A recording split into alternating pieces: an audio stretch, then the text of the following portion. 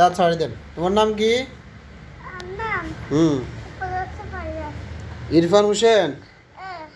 আচ্ছা ইরফান হোসেন, তুমি কি খুশি? তোমার মুসলমানি হয়ে গেছে, তুমি খুশি?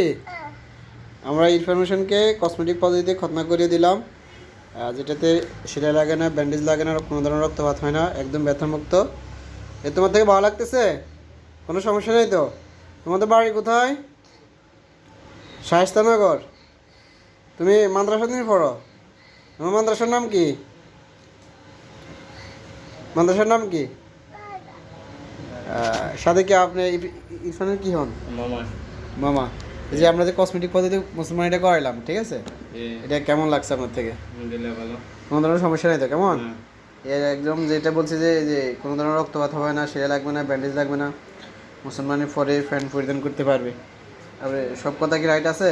জি। ঠিক আছে। তো আমরা একদম স্বল্প খরচে এই খতনার কাজটা করে থাকি। আপনারা যারা এই বাবুদেরকে কসমেটিক পদ্ধতিতে খতনা করাবেন তারা যোগাযোগ করতে পারেন। দাঁড়াই যাও, ফ্যান পরে দেন, ফ্যানটা পরে দেন।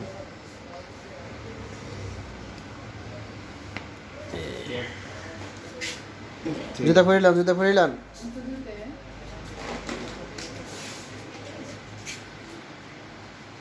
Happy birthday, Indy, okay?